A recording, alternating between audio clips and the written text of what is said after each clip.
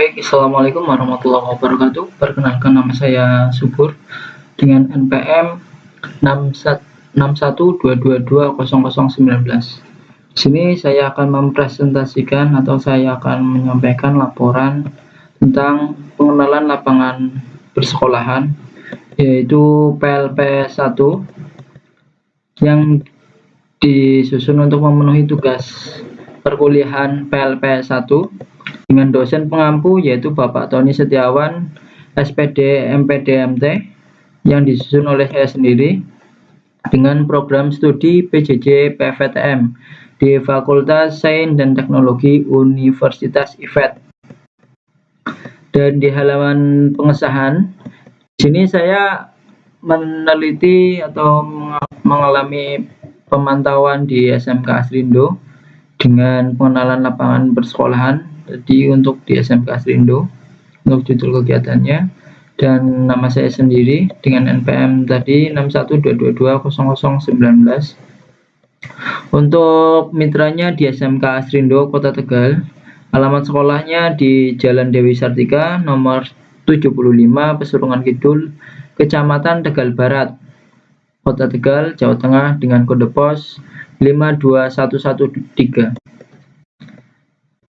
Dengan dosen pengampu yaitu Bapak Tony Setiawan, SPD MPD MT, dengan waktu kegiatan yang saya lakukan yaitu di tanggal 12 sampai 20 Januari 2025, Semarang. Nah, untuk kata pengantar, di sini puji syukur kami panjatkan kehadirat Allah Subhanahu wa Ta'ala yang telah memberikan kita rahmat dan hidayahnya sehingga laporan pengenalan lapangan persekolahan atau PLP 1 ini dapat diselesaikan.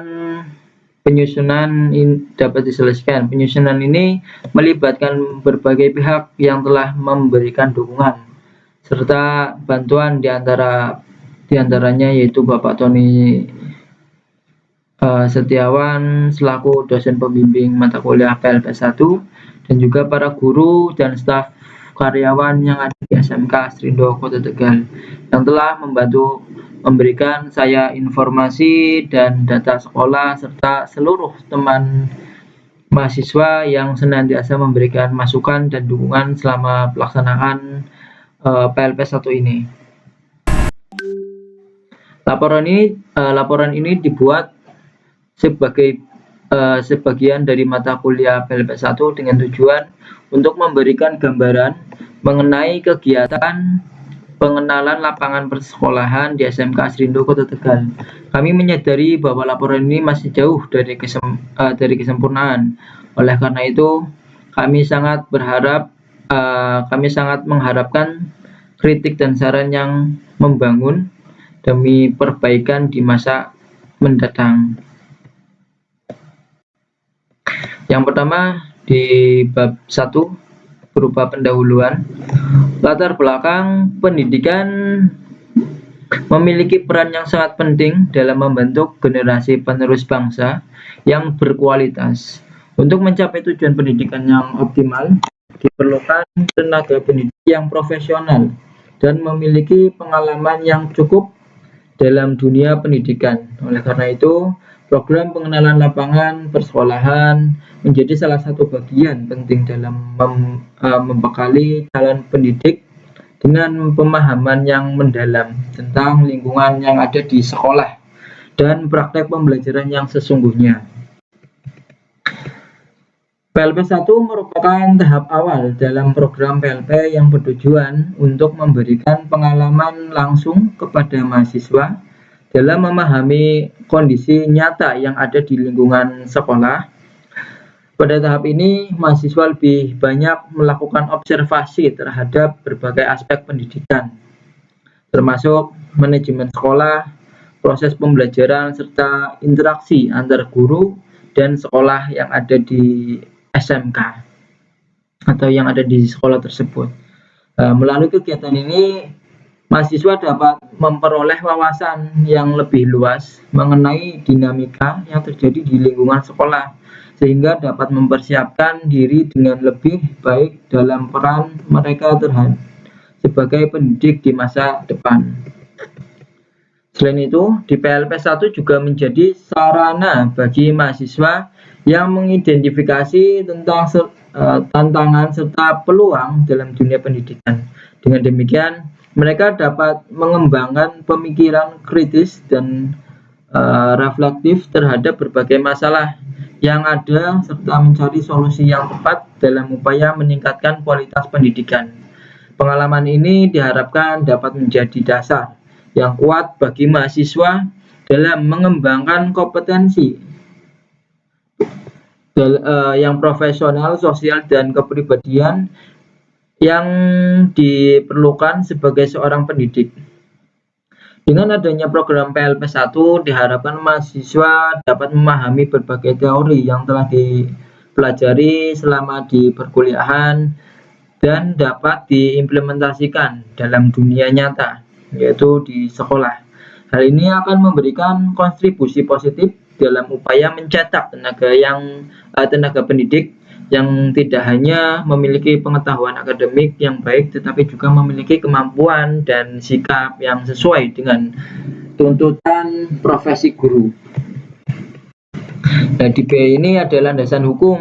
Landasan hukum yang ada di sini ada 11 untuk landasan hukumnya. Yang pertama, berdasarkan UU nomor 20 tahun 2003 tentang Sistem Pendidikan Nasional. Selanjutnya UU nomor 14 tahun 2005 tentang guru dan dosen. Selanjutnya ada peraturan pemerintah nomor 19 tahun 2005 tentang Standar Nasional Pendidikan. Yang keempat ada peraturan pemerintah nomor 74 tahun 2008 tentang guru. Yang kelima ada peraturan pemerintah nomor 17 tahun 2010 tentang pengolahan dan penyelenggaraan pendidikan. Yang keenam ada peraturan Menteri Pendidikan Nasional nomor 16 tahun 2007 tentang standar kualifikasi dan kompetensi guru. Yang ketujuh, di sini ada peraturan Menteri Pendidikan dan Kebudayaan nomor 13 tahun 2019 tentang pendidikan profesi guru. Yang ke-8 ada peraturan Menteri Pendidikan dan Kebudayaan nomor 20 tahun 2016 tentang standar kompetensi lulusan pendidikan guru. Peraturan Badan Standar Nasional Pendidikan tentang standar kompetensi guru.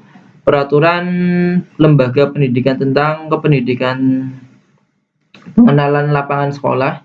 Yang 11 ada pedoman pengenalan lapangan persekolahan dari Kementerian Pendidikan, Riset, dan Teknologi.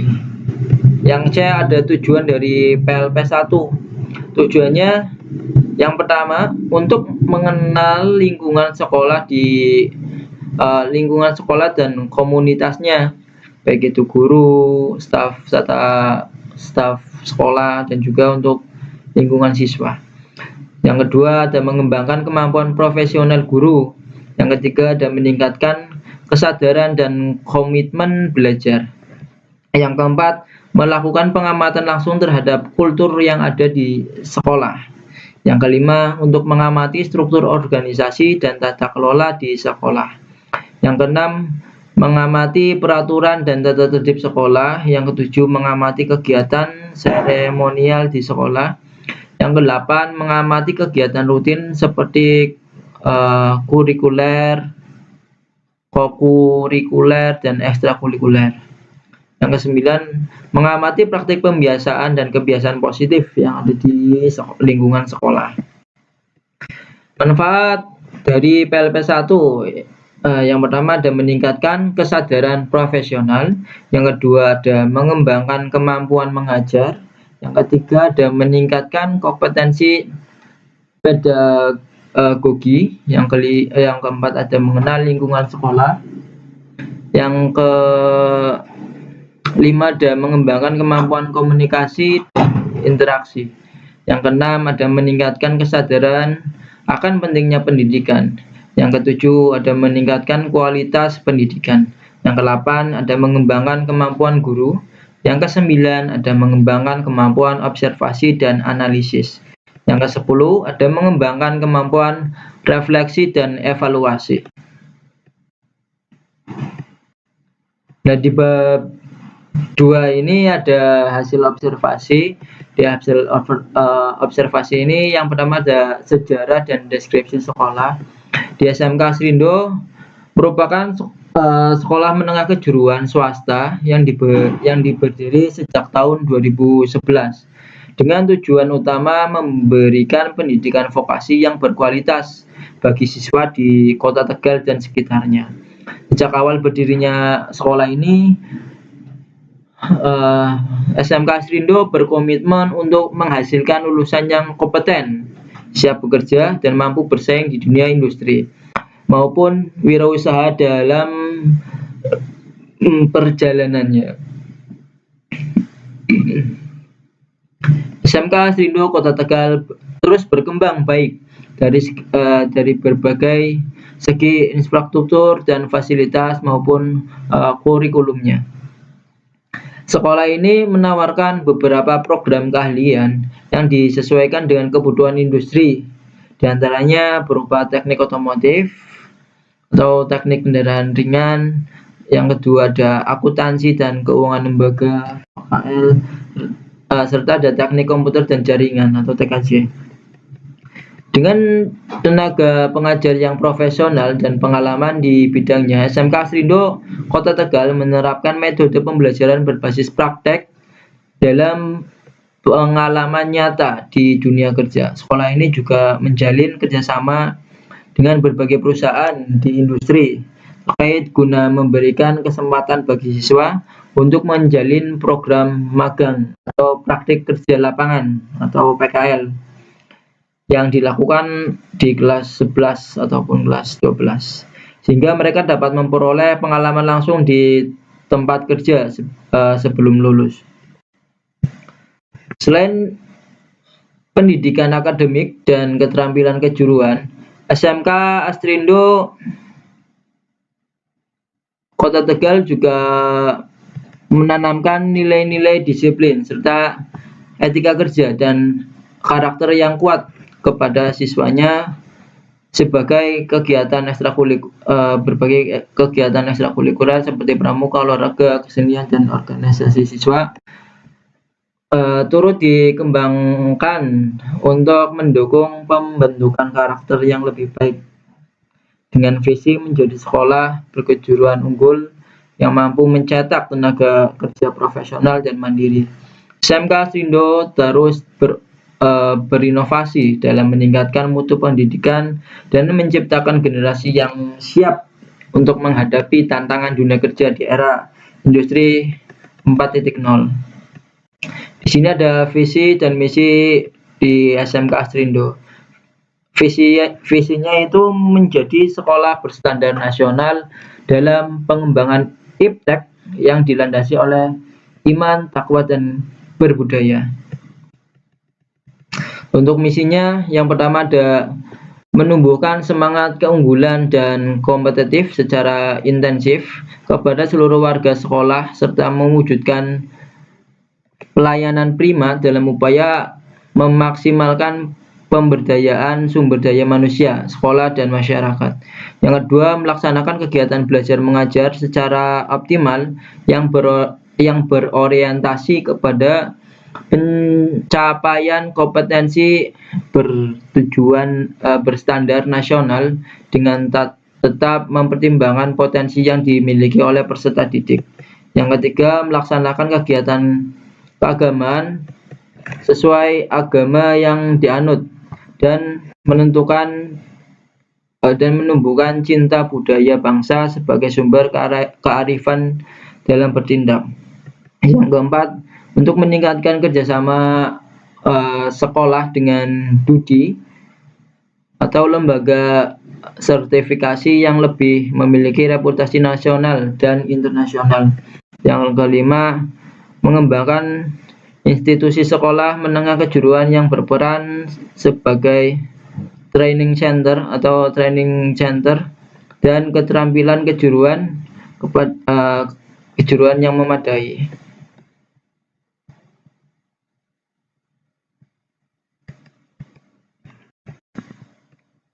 Sini ada pengamatan kultur sekolah. Yang pertama ada apel pagi sebelum kegiatan pembelajaran. Di apel pagi ini biasanya diterapkan di setiap hari Senin dan Kamis. Nah, kegiatan ini bertujuan untuk menambahkan kedisiplinan terhadap tanggung jawab siswa serta menyampaikan informasi tentang informasi penting kepada siswa dan guru. Selain itu, apel ini juga menjadi sarana untuk memberikan motivasi serta menambah nilai-nilai kebangsaan dan kepemimpinan. Ini untuk gambar apel yang dilakukan di hari Kamis. Yang kedua, ada tadarus pagi sebagai bagian dari pembiasaan religius. Nah, untuk untuk kegiatan tadarus biasanya dimulai di jam 7 sampai dengan jam setengah 8. Nah, kegiatan ini bertujuan untuk membentuk kebiasaan positif dalam kegiatan sehari-hari dan untuk meningkatkan keimanan serta menanamkan nilai spiritual yang kuat. Membiasakan ini juga mendukung penguatan karakter siswa agar menjadi pribadi yang disiplin. Yang ketiga, ada kegiatan Jumat bersih. Kegiatan Jumat bersih dilakukan secara rutin setiap hari Jumat untuk menjaga kebersihan lingkungan sekolah. Siswa, guru, dan staf sekolah bekerja sama membersihkan ruang kelas, halaman, dan fasilitas sekolah lainnya.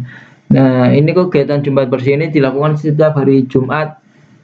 Biasanya dilakukan di setiap 1 bulan sekali di hari Jumat. Nah, selanjutnya ada senam pagi.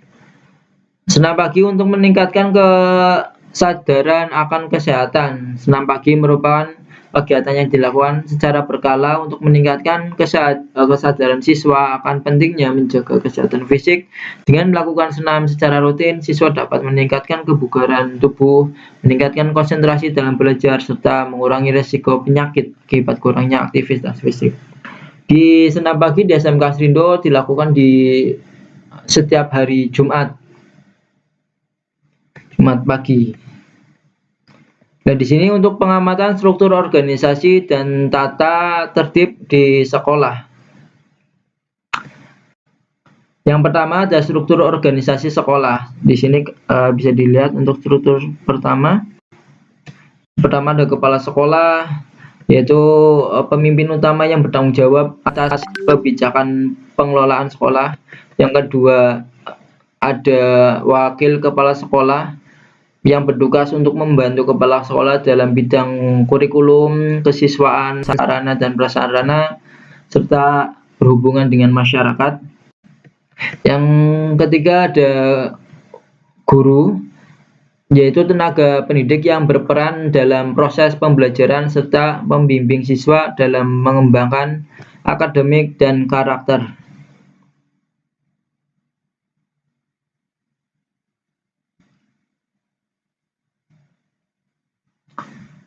Yang keempat ada staf administrasi yang bertugas mengelola administrasi sekolah termasuk keuangan, tata usaha, dan yang lainnya.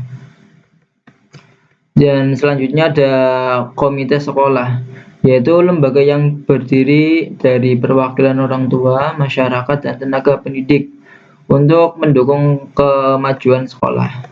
Tata tertib sekolah, yang pertama ada kehadiran dan ketetapan waktu siswa. Nah, siswa diwajibkan hadir tepat waktu dan mengikuti seluruh kegiatan pembelajaran. Keterlambatan atau ketidakhadiran tanpa alasan yang sah akan dikenakan sanksi. Dan sini untuk di SMK Asrindo biasanya di jam 7.00 semua siswa harus sudah masuk ke kelas. Ketika mereka jam 7.00 belum sampai sekolah, itu biasanya akan ada sanksi berupa hukuman sesuai dengan tindakan yang dilakukan siswa. Bisa berupa teguran ataupun kegiatan fisik seperti olahraga. Yang kedua, ada kedisiplinan dalam berpakaian dan bersikap. Siswa harus menggunakan seragam sesuai ketentuan sekolah dan menjaga etika dalam berinteraksi dengan guru, staf, dan sesama siswa. Yang ketiga ada kepatuhan terhadap peraturan di dalam dan di luar kelas. Semua siswa diharapkan menaati aturan yang berlaku baik saat pembelajaran berlangsung maupun di lingkungan sekolah secara umum. Yang keempat, ada sanksi bagi siswa yang melanggar peraturan. Pelanggaran terhadap tata tertib akan dikenakan sanksi yang bersifat edukatif melalui berbagai teguran hingga tindakan lebih lanjut sesuai tindakan pelanggaran atau tingkat pelanggarannya seperti apa. Yang ketiga ada pengamatan kegiatan seremonial di sekolah. Di sini untuk kegiatan seremonial di sekolah yang rutin dilakukan, yang pertama ada upacara bendera setiap hari Senin dan hari Kamis dilaksanakan untuk menanamkan rasa cinta tanah air, disiplin dan kepemimpinan di kalangan siswa. Yang kedua ada rapat dan briefing guru. Kegiatan ini bertujuan untuk mengevaluasi dan merencanakan pembelajaran secara serta meningkatkan koordinatif antara tenaga pendidik. Untuk rapat dan briefing guru ini biasanya dilakukan setiap hari Jumat di jam 1 di jam 1 sampai dengan selesai. Nah, yang ketiga ada kegiatan peringatan Hari Besar Nasional dan Keagamaan. Sekolah mengadakan berbagai acara seperti peringatan Hari Kemerdekaan, Hari Pendidikan Nasional, serta perayaan Hari Besar Agama sesuai dengan kepercayaan siswa. Yang di sini ada pengamatan kegiatan pembelajaran di sekolah. Dalam rangka memahami proses pembelajaran yang dilakukan di SMK Asrindo, pengamatan ini bertujuan untuk mengidentifikasi metode pembelajaran yang diterapkan, interaksi antara guru dan siswa, serta efektivitas pembelajaran dalam meningkatkan kompetensi peserta didik. Selama pengamatan ditemukan bahwa di SMK Asrindo menerapkan metode pembelajaran berbasis praktik untuk meningkatkan keterampilan siswa dalam bidang keahlian masing-masing. Guru menggunakan pendekatan yang berorientasi pada industri dengan melibatkan teknologi terkini yang sesuai dengan perkembangan di dunia kerja.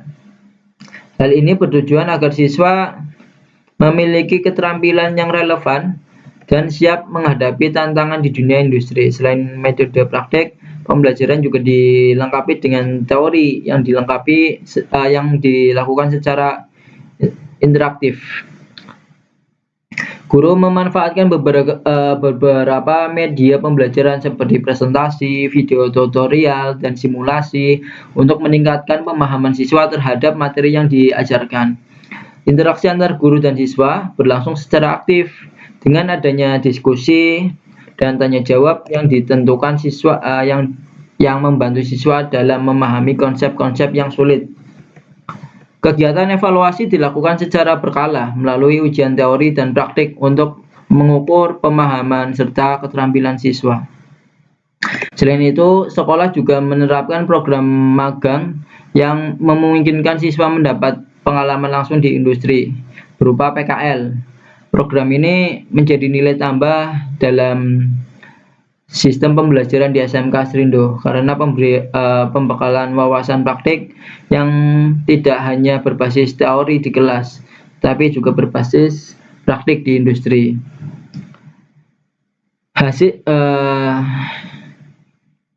Pembelajaran yang mengintegrasikan teori dan praktik secara optimal mampu meningkatkan kompetensi lulusan sehingga mereka lebih siap memasuki dunia kerja atau melakukan pendidikan di jenjang yang lebih tinggi. Ini contoh gambar ketika saya melakukan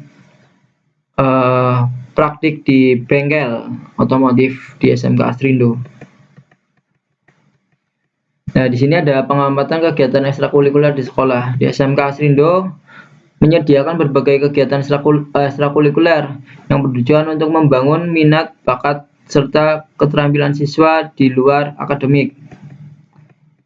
Ini berupa ada basket, yaitu kegiatan olahraga yang bertujuan meningkatkan kebugaran fisik, futsal, kegiatan olahraga yang bertujuan meningkatkan kebugaran fisik juga untuk stamina kerja sama tim. Ada klub otomotif juga di sini. Selain itu di sekolah ini membuka peluang bagi siswa untuk mengikuti berbagai ekstrakurikuler lainnya seperti paskibra, pramuka, dan seni musik modern sesuai dengan minat mereka. Dengan adanya berbagai ekstrakurikuler ini diharapkan siswa dapat mengembangkan potensi yang ada pada diri mereka secara optimal yang di dan untuk membentuk karakter yang disiplin, kreatif, dan bertanggung jawab.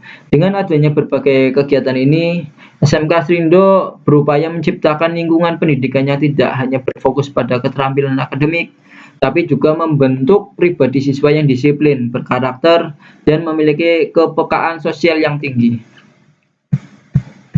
Nah, di bab 3 ini ada kesimpulan dan saran. Kesimpulannya, untuk dari pelaksanaan PLP 1 di SMK Srindo Kota Tegal ada beberapa hal penting dapat disimpulkan terkait kondisi sekolah dan kegiatan ekstrakurikuler. Lingkungan yang pertama adalah lingkungan yang mendukung pembelajaran. Di sini ada fasilitas kelas, ruang kelas yang nyaman dan dilengkapi dengan alat-alat pendukung pembelajaran yang memadai. Selanjutnya ada laboratorium, terus ada perpustakaan, ada fasilitas olahraga juga. Yang kedua ada minat siswa dalam kegiatan ekstrakurikuler. Meski sekolah ini memiliki berbagai kegiatan ekstrakurikuler yang berguna untuk mengembangkan keterampilan sosial, kreativitas, dan karakter siswa, minat siswa dalam mengikuti kegiatan ekstrakurikuler masih perlu ditingkatkan. Hal ini disebabkan oleh berbagai faktor seperti waktu yang terbatas, kurangnya sosialisasi, dan fasilitas yang belum memadai. Yang ketiga ada rekomendasi untuk meningkatkan minat siswa. Yang pertama ada solusi yang lebih intens, berupa mengadakan sesi pengenalan dan promosi yang lebih menarik tentang kegiatan ekstrakurikuler di awal tahun ajaran baru. Yang kedua ada menyediakan fasilitas yang memadai, berupa memperbaiki atau menambah fasilitas yang dibutuhkan untuk kegiatan ekstrakurikuler tertentu, misalnya ruang khusus untuk seni atau kegiatan kreatif lainnya. Selanjutnya ada kolaborasi dengan pihak eksternal, menilai kerjasama dengan organisasi atau komunitas luar untuk memberikan kesempatan bagi siswa untuk lebih banyak berinteraksi dan mengembangkan bakat di luar sekolah. Dengan langkah-langkah tersebut, diharapkan minat siswa dalam mengikuti kegiatan ekstrakurikuler dapat meningkat, yang pada gilirannya akan mendukung perkembangan pribadi mereka secara lebih menyeluruh. Yang B ada saran untuk SMK Srindo Kota Tegal, yaitu yang pertama ada meningkatkan motivasi siswa untuk lebih aktif dan dalam kegiatan ekstrakurikuler. Yang kedua ada memperbaiki sarana dan prasarana yang mendukung pembelajaran. Yang kedua ada saran untuk Universitas IFET Veteran Semarang. Yang pertama ada memperjelas instruksi penugasan kepada mahasiswa agar lebih mudah dipahami. Yang kedua ada meningkatkan interaksi antar universitas dan sekolah mitra dalam program PLP. Sekian untuk presentasi di tugas PLP 1. Saya Subur, izin undur diri. Saya akhiri. Kalau apabila ada tutur kata yang kurang berkenan, wabillahi taufiq wal hidayah. Wassalamualaikum warahmatullahi wabarakatuh.